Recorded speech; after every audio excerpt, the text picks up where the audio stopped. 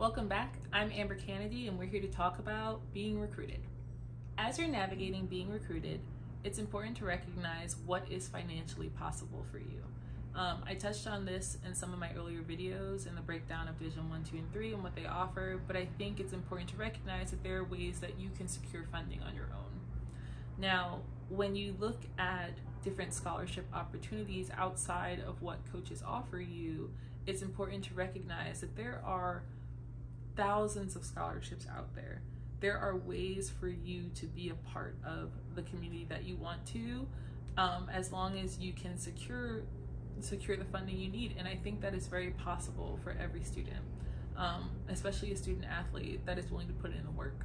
I know one of the opportunities that we're speaking on today are a walk-on opportunity. If you are not necessarily recruited by a varsity program, but you fully believe that this institution is for you, you fully believe that you can make an impact here. Not only can you better the space you're in, but the space can better you, and you show that day in, day out, there's an opportunity for you to walk onto that program.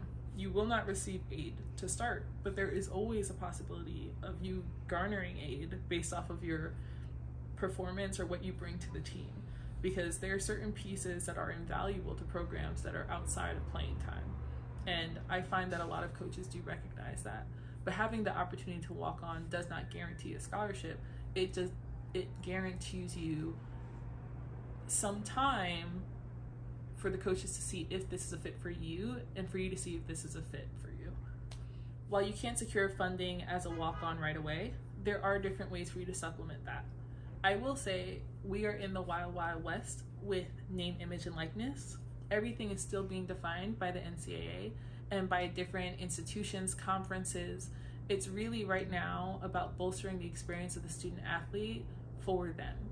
And I will say, as someone that played in the NCAA before any of this, this is an amazing opportunity for you to be supported in ways that we weren't allowed. And honestly, it's great in terms of autonomy of the athlete, because you do so much for the institution that you're playing for, you do so much in the community that you impact. Having an opportunity to get some support out of that is a wonderful opportunity.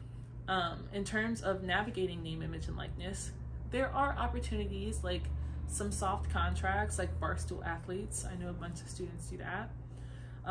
There are very local opportunities where you can partner with a restaurant that your team frequents, and you can get X amount of meals out of it per X amount of marketing or promotions. There are also bigger things, as you see with some of the Nike contracts that are going out to female athletes right now. And I will say female because I am super proud of women leading in this space, considering all of the money and revenue generation that goes through male-dominated sports. So seeing all these contracts come out in this younger fashion, I think it's important that you recognize how you protect yourself. I know very much now that student athletes have a brand, and this wasn't something that I navigated when I was in school. So it can be confusing. It is legally binding. So make sure that you are reading anything that you're offered. You are understanding how your values line up with with whatever it is that you're promoting, and be smart about it, because there are manager opportunities that you can partner with someone, or you can have someone sign you. There are opportunities where you pursue this on your own, but there is a possibility for you to get some funding out of this. Questions that you should ask when you're dealing with financial support.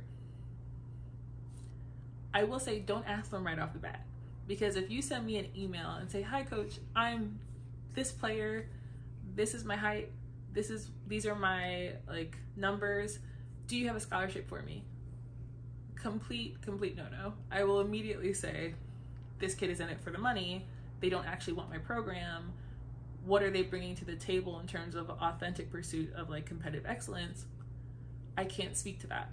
I will say, as you get to know the coaches and as you get to further verbalize what your financial needs are, you can ask them further down the line as you get closer to these committed periods and say, "I appreciate getting to know you. I understand that this is what you want for your program. I see myself fitting in wonderfully here. What opportunities are there for me financially?"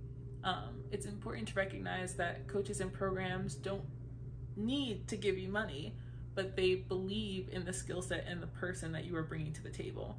So it's important to do relationship first, people first, then move forward with like money concerns, financial concerns, things of that nature. I recommend that you involve your parents. I know a lot of coaches recommend that it's just you in this process, but your parents know what is possible for your family best. Your parents have raised you up until this point, or your guardians have raised you up until this point, and they're entrusting another adult individual to help you, like help guide you in this process for these next 4 years. So for you to have an advocate in yourself, but also in your guardian, is very important. And it's important to build that relationship with coaches, with families, with yourself, so everyone is on the same page. Because some things may be lost in translation with you not understanding as much about financial aid as your guardians would. So my recommendation is that you do have your parents in on the process of recruiting. They don't need to run the process, but they do need to be a part of it, just so that everyone is understanding of what you actually need to be able to become a part of that program.